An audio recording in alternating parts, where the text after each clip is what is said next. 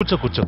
ఏంటి ఒళ్ళంతా కాలిపోతుంది? ఇంత జ్వరం పెట్టుకుని రెస్ట్ తీసుకోకుండా చదువుతున్నావేంటి? జ్వరందే ఉంది సార్, మందులేసుకుంటే తగ్గిపోతుంది. ఐఏఎం క్యాట్ ఎంట్రన్స్ డేట్ దగ్గర పడుతుంది. అందులో సీట్ సంపాదించడమే నా లక్ష్యం. దానికోసం నిద్రాహారాలు మాని ఎంత కష్టపడైనా చదువుకుంటాను. అందులోనే నాకు తృప్తి ఉంటుంది సార్. మరంత ఇంట్రెస్ట్ ఉన్నవాడివి కాలేజీకి కొట్టి ఊరికెందుకెళ్ళావు? మా నాన్న రోజువారీ కూలీ సార్. రెక్కాడితే గాని డొక్కాడని బీద కుటుంబం మాది. మా నాన్నకి జబ్బు చేసి మంచాన పడితే ఊరెళ్ళి వారం రోజులు పనిచేసి ఇంట్లోకి కావలసిన సరుకులన్నీ సమకూర్చొచ్చాను సార్. వెళ్ళను Balaraju, I really appreciate you. ఐఐఎంలో ఎంబీఏ చేయాలన్న నీ పట్టుదల, గోల్ చూస్తే నాకెంతో గర్వంగా ఉంది. నీ పట్టుదలకు రిజర్వేషన్ కూడా ఉంది కాబట్టి డెఫినెట్ గా నువ్వు అనుకున్నది సాధిస్తావు. All the best Balaraju. Bharat Ratna Shri Babasaheb Ambedkar గారి 122వ జయంతి సందర్భంగా మన జిల్లా కలెక్టర్ గారిని, ఎమ్మెల్యే గారిని వేదికను అలంకరించాల్సిందిగా కోరుతున్నాను. గ్రామ ప్రజలకు అంబేద్కర్ జన్మదిన శుభాకాంక్షలు. అంబేద్కర్ జయంతి అనగానే మనకు గుర్తొచ్చేది కేవలం భారత రాజ్యాంగం మాత్రమే.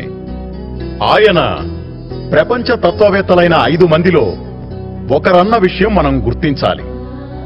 ఈ గ్రామంలో ఉన్న ప్రజల చైతన్యం, అభివృద్ధి చూస్తుంటే ఈ గ్రామమే అంబేద్కర్ కలలు గన్న సమసమాజ స్థాపనకి నాంది పలుకుతుందని నమ్ముతున్నాను. క్షమించండి కలెక్టర్ గారు,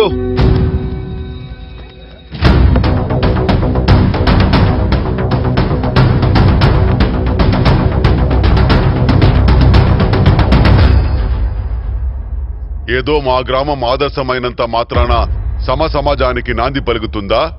గాంధీ జయంతులు వస్తుంటాయి, అంబేద్కర్ జయంతులు వస్తుంటాయి, ఏటేటా వాళ్ల విగ్రహాలు వేల సంఖ్యలో పెరుగుతుంటాయి. కానీ రాణిదల్లా సమాజం. అది రావాలంటే స్వచ్ఛందంగా వదులుకోవాలి, స్వార్థాన్ని వదులుకోవాలి. దళిత పడుగు బలహీన వర్గాల సామాజిక ఆర్థిక అభివృద్ధికి రాజ్యాంగంలో పొందుపరిచిన రిజర్వేషన్ సౌకర్యాన్ని ఉపయోగించుకుని ఉన్నత స్థాయికి ఎదిగిన అధికారులు, రాజకీయ నాయకులు, వ్యాపారస్తులు ఈ సౌకర్యాన్ని స్వచ్ఛందంగా వదులుకోవాలి. వాళ్లు అదే జాతికి చెందిన రోజువారీ రైతు కూలీలకు అండగా తోడ్పడనంత కాలం అంబేద్కర్ కలలు కన్న సమాజం రాదు. దానికి నిదర్శనమే గడిచిన 6 దశాబ్దాల మన సాంఘిక ఆర్థిక దుస్థితి. దాన్ని కొల్లగొట్టే నోటికి ఓటు, ఓటుకు సీసా అనే రాజకీయ సంస్కృతి. దానిని రూపుమాపేంత వరకు బాబాసాహెబ్ కలలు కన్న ఆ సమాజం రాదు రాదు రాదు.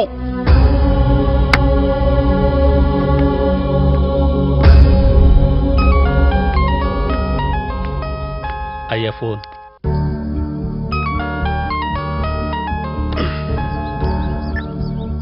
చెప్పమ్మా. తాతయ్య, ఉదయం నుంచి నీకు 3 సార్లు కాల్ చేశాను. ఎక్కడికి వెళ్ళావు? ఒక ముఖ్యమైన చోటుకెళ్ళానమ్మా. ఈ రోజుకి ఒక ప్రత్యేకత ఉందమ్మా. ఏంటది? మీ నాన్న కలెక్టర్ అవ్వడానికి, సత్యప్రసాద హోదాకి రావడానికి, నాక్యానాయక్ ఎమ్మెల్యే అవ్వడానికి, మీరందరూ పట్టణంలో బంగ్లాలో నివసించడానికి మూల కారణమైన బాబాసాహెబ్ అంబేద్కర్ జయంతమ్మా. ఓ సారీ తాతయ్య, ఆ విషయం నేను మర్చిపోయాను. పర్లేదమ్మా. నువ్వొక్కడివి అక్కడెందుకు? మా దగ్గరకు వచ్చేయచ్చు కదా, మనందరం కలిసి హ్యాపీగా ఉండొచ్చు. నేనెక్కడికి వస్తే మీ ముగ్గురితో పాటు నేను 4వ వార్డు అవుతాను. కానీ ఇక్కడే ఉంటే నాతో పాటు 3000 మంది ఉన్నారు. మీ కుటుంబం కన్నా నా కుటుంబం చాలా పెద్దదమ్మా. నాకిక్కడే బాగుంటుంది.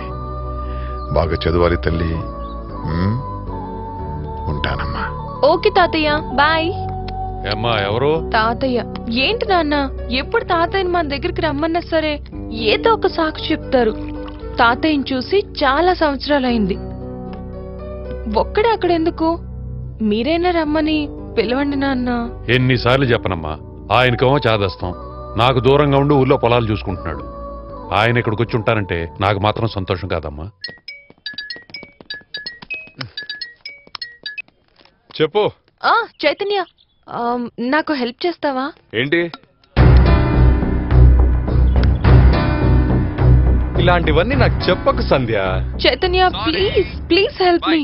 రే సంధ్య అంటున్నావేంట్రా? మన ఫస్ట్ ఇయర్ బుక్స్ ఎక్కడున్నా వెతికి తెమ్మంటుందిరా. ఎవడో జూనియర్ కి ఇవ్వాలట. అయితే ఆ బుక్స్ నేను తీసుకొస్తాను. ఇప్పటికిప్పుడు బుక్స్ ఎక్కడ తెస్తావురా? నాన్న, ఇప్పుడు బుక్స్ కాదు మ్యాటర్, సంధ్యకి నచ్చటం మ్యాటర్. చెప్పు చైతన్య. సంధ్య, నేను చందుని. చెప్పు.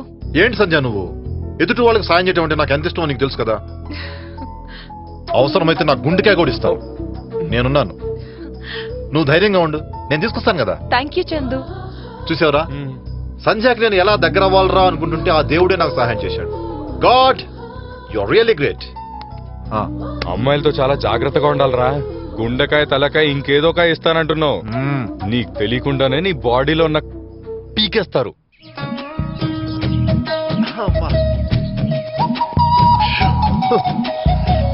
ఇదిగో చందు వచ్చాడు.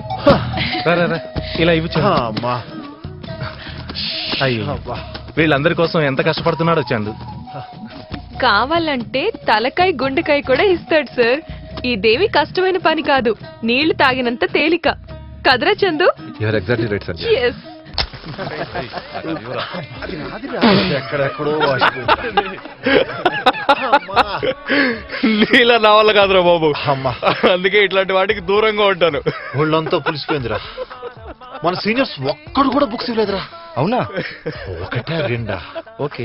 ఎన్ని బుక్స్, ఎన్ని షాపులు, కోటిలో ఉన్న షాపులన్నీ తిరిగాను రా. లైఫ్ లో ఇది మర్చిపోలేను రా. వామ్మో, కష్టం అంటే ఎలా ఉంటుందా నాయన? ఎందుకురా ఇలా కష్టపడటం? నేను ముందు నుంచే చెప్తూనే ఉన్నా కదా, లవ్ చేస్తే చెప్పేయాలి, లేట్ చేస్తే ఇలానే ఉంటుంది. మరి చెప్తాను రా. ఇప్పుడిప్పుడే కదా సంజయ్కి ఫ్రెండ్ లా కాకుండా కష్టపడే హీరోలాగా కనిపిస్తున్నాను. నెక్స్ట్ ఐఐఎం లో ఎంబీఏ సీటు కొట్టేశాను అనుకో, వెంటనే ఐ లవ్ యూ చెప్తా. అప్పుడు ఎలా నో అంటతో చూస్తా.